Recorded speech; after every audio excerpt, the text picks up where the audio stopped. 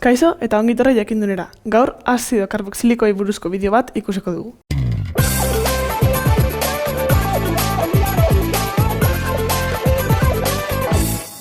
Lehenengo eta behin jakin behar dugu zein den azido karboxiliko bat. Azido karboxiliko bat karboxilo taldea duen azidoa da. Hau da, erradikal bat karbono bati loturik dagoenean, baina karbono honek aldehído eta alkohol kombinazio bat daukanean. Hau da, karbono honek lotura bikoitza izango du oxigeno batekin eta lotura simplea hidroxido talde batekin. Izendatzeko nola egiten da? Ipintzen da lehenengo eta behin azido hitza, gero kate nagusia izendatuko dugu ohiko atzizkiarekin. Hau da, kasu honetan, gure kate nagusia beti izango da azido karboxilikoa duen katea. Orduan, kasu honetan, hau izango da gure kate nagusia, ez dago dudarik. Kate nagusia, 3 karbono dituenez eta lotura guztiak sinpleak direnez, hau propanoa izango da. Orduan, hau izendatzeko, hau azido karboxilikoa bat denez, izango da azido, lehenengo eta behin. Eta orain, kate nagusia izendatzen dugu, hau da propano eta ohiko atzizkia. Zer gertatzen da, bi karboxilo talde badauzkagu. Kasu honetan, adibidez, kasu honetan bi karboxilo talde dauzkagu, hemen bat eta hemen beste bat, egin behar dugun gauza bakarra da, ohiko ipin ordez, dioiko ipiniko dugu.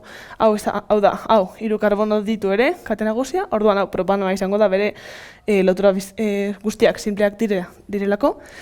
Orduan, hau izango da azido, lehenengo eta behin, talde karboxilikoak dituelako, eta orain, kate nagusia, propano, dioiko.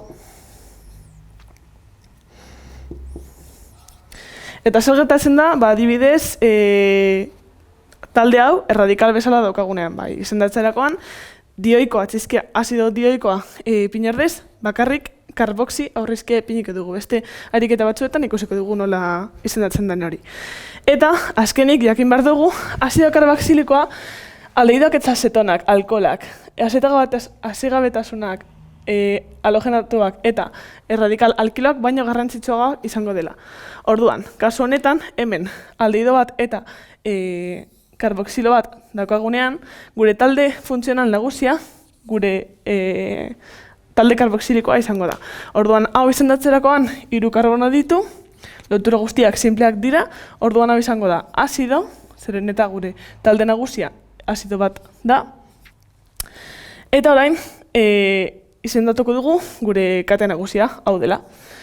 Zein daka kate nagusi hori? Lehenengo karbonoan dago gure azidoa, zeren eta beti lehenengo karbonoa izango da gure talde funtzional nagusia duena.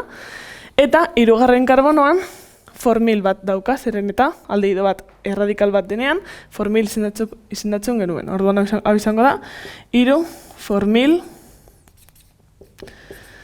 propanoikoa.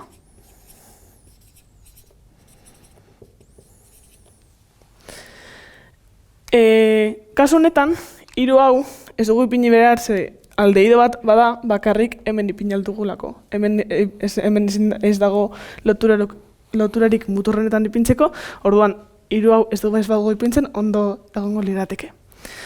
Hau izan da dena, eskerrik asko ikusteagatik eta gogoratu sare sozialetan eta webgunean jarraitu Jakindun.